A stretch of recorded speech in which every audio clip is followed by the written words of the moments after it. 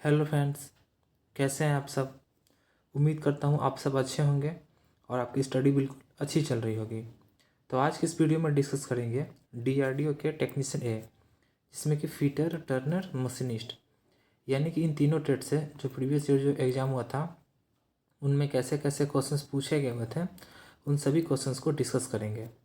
तो ये practice set 83 रहने वाला है और इसके पहले 82 प्रैक्टिस सेट करा रखा है। अगर आप लोगों ने इन सभी प्रैक्टिस सेट को नहीं देखा है तो जाकर देख सकते हैं, प्लेलिस्ट में इसका वीडियो आपको मिल जाएगा।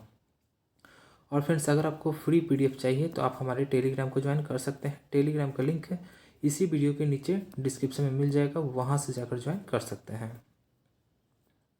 तो फ्रेंड्स, अगर आपकी तैयारी पक्की होगी तो आपकी सिलेक्शन भी पक्की होगी।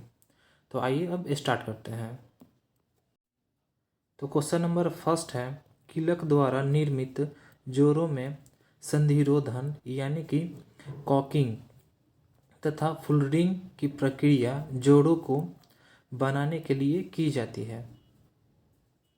तो इसका राइट आंसर हो जाएगा ऑप्शन सी, यानी कि रिसाव रहित। और ये जो प्रश्न है 2019 में पूछा गया हुआ प्रश्न है, थर्ड शिफ्ट में। अब जो इम्पोर्टेंट जो पॉइंट है उन सभी को डिस्कस कर लेते हैं। जैसे रिवेटन द्वारा निर्मित जोड़ों में कॉकिंग तथा फुलरिंग की प्रक्रिया जोड़ों को रिसाव रहित बनाने के लिए की जाती है। अगला क्वेश्चन है question number second, rivet set का प्रयोग किया जाता है। तो इसका राइट आंसर हो जाएगा ऑप्शन बी, यानी कि होल में से रिवेट को बाहर निकालने के लिए किया जाता है। और ये जो प्रश्न है 2012 में पूछा गया हुआ प्रश्न है। अब जो इम्पोर्टेंट जो पॉइंट है उन सभी को डिस्कस कर लेते हैं। यहाँ से बहुत सारे प्रश्न आपके एग्जाम में बनते हैं। जैसे रिवेट सेट के बारे में डिस्कस कर लेते हैं। तो रिवेट सेट का प्रयोग प्लेट से रिवेट को ठीक से बैठाने के लिए, रिवेट को छेद से ऊपर खींचने के लिए और रिवेट डालने या पंचिंग के कारण छेद के किनारे चादरों का जो मेटल उठ जाता है उसे रिवेट के चारों तरफ बैठाने के लिए किया जाता है। अगला क्वेश्चन है question number third, taper shank drill machine पर किसके द्वारा लगाई जाती है।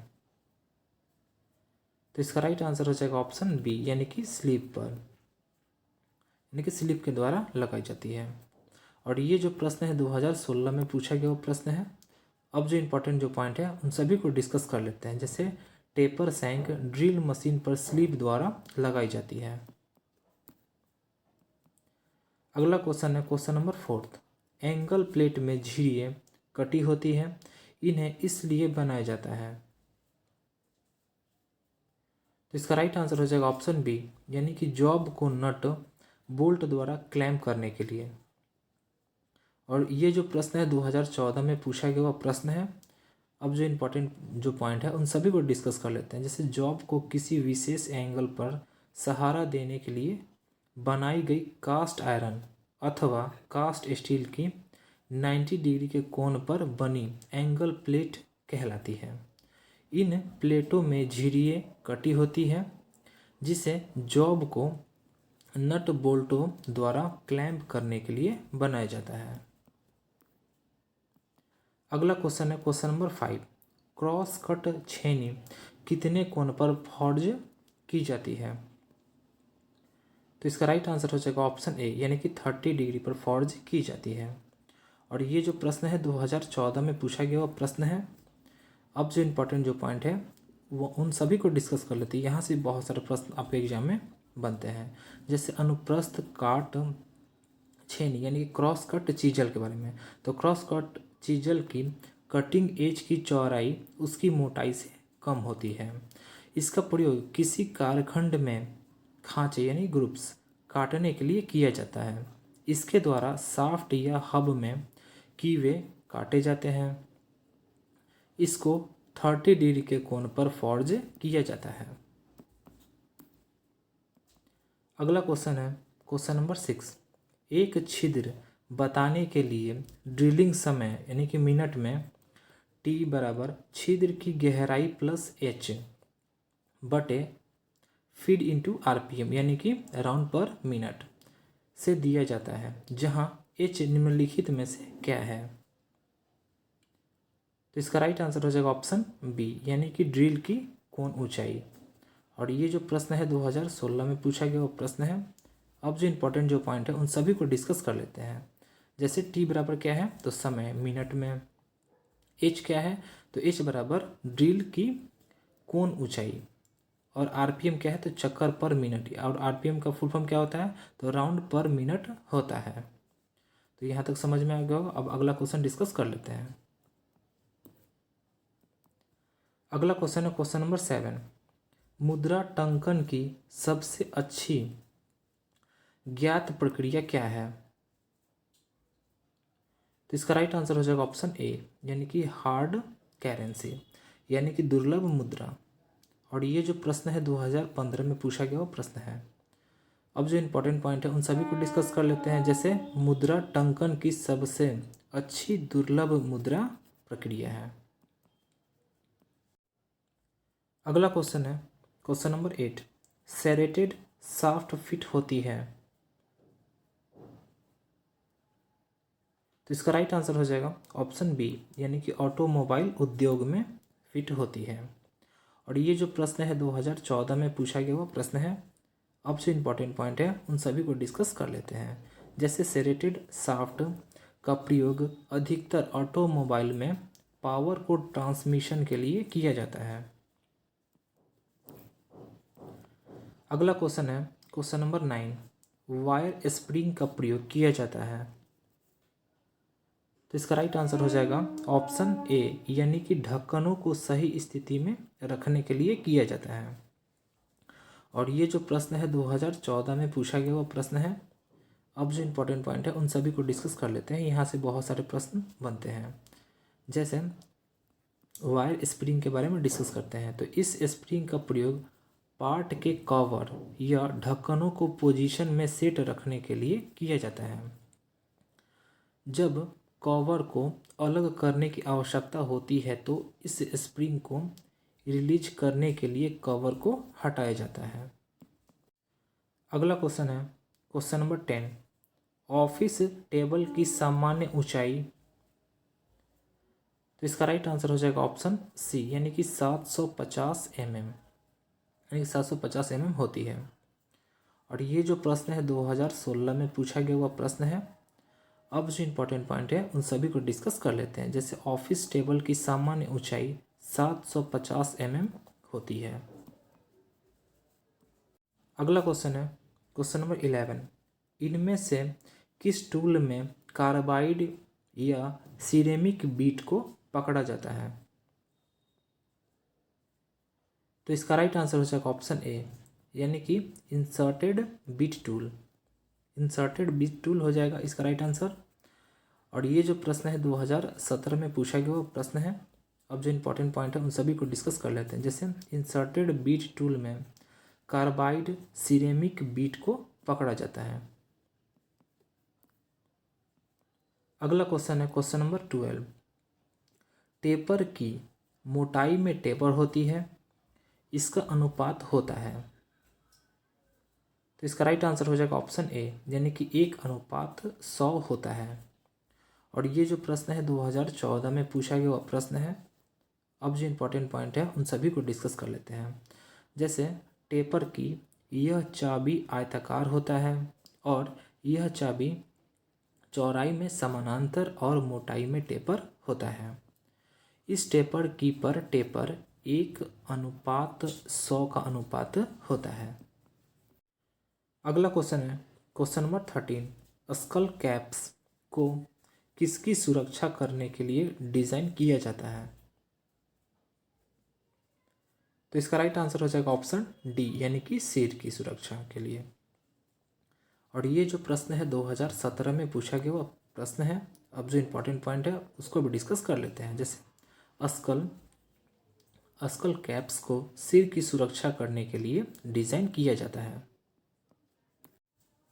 अगला क्वेश्चन है क्वेश्चन नंबर 14। काटने की गति किस पर निर्भर नहीं करती। तो इसका राइट आंसर हो जाएगा ऑप्शन ए यानी कि सामग्री की लंबाई पर। और ये जो प्रश्न है 2017 में पूछा गया हुआ प्रश्न है। अब जो इम्पोर्टेंट पॉइंट है उन सभी को डिस्कस कर लेते हैं। जैसे काटने की गति छेद के आकार, उपकरण, सामग्री तथा कार्य सामग्री पर निर्भर करती है। काटने की गति सामग्री की लंबाई पर निर्भर नहीं करती है। अगला क्वेश्चन है क्वेश्चन नंबर 15। आइसोमेट्रिक दृश्य दिखाता है। तो इसका राइट आंसर हो जाएगा ऑप्शन डी, यानी कि 3 साइड्स ऑफ जॉब, यानी कि जॉब की 3 भुजाएं को। और ये जो प्रश्न है 2019 में पूछा गया वो प्रश्न है। अब जो इम्पोर्टेंट जो पॉइंट है उन सभी को डिस्कस कर लेते हैं। जैसे सममितीय दृश्य में वस्तु या जॉब की तीनों भुजाओं या बीमाओं को एक ही दृश्य में दिखाया जाता है। इसकी संदर्भ रेखाएं आपस में 120 पर होती है, जबकि क्षैतिज से 30 डिग्री पर आनत होती है। अगला क्वेश्चन है क्वेश्चन नंबर 16।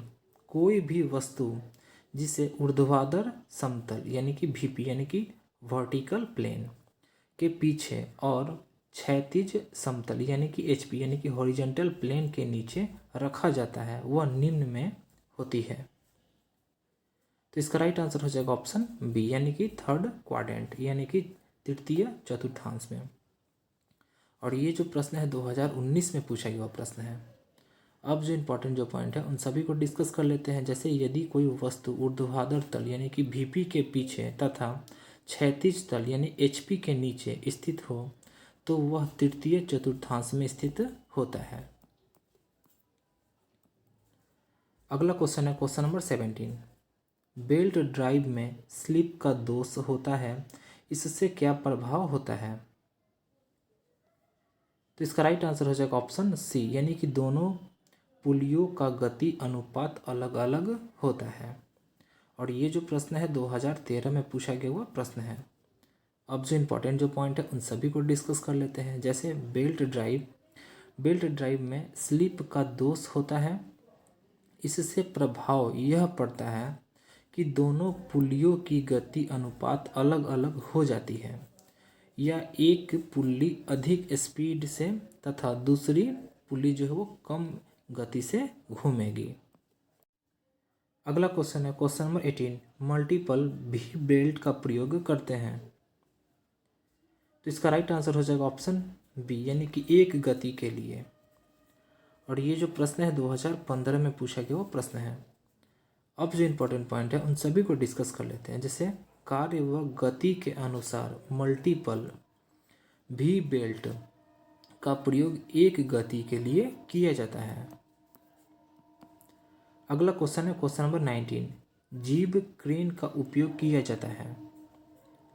तो इसका राइट आंसर हो जाएगा ऑप्शन सी, यानी कि उपरोक्त दोनों। कौन कौन सा ये भी देख लेते हैं। जैसे लोड को ऊर्ध्वाधर उठाने में, लोड को क्षैतिज ले जाने में किया जाता है, यानी कि इन दोनों में।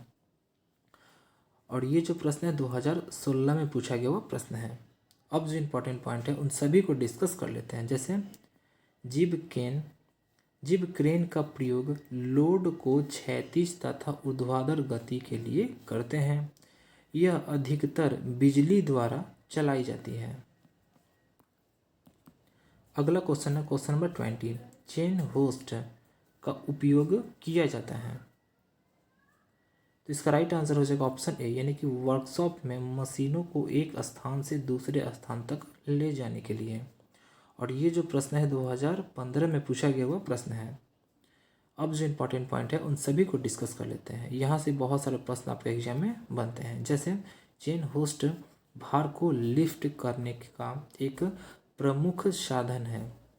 यह एक भरोसेमंद साधन है जिसके द्वारा वर्कशॉप में भारी मशीन पार्टों या मशीन को एक जगह से दूसरी जगह पहुंचाया जाता है।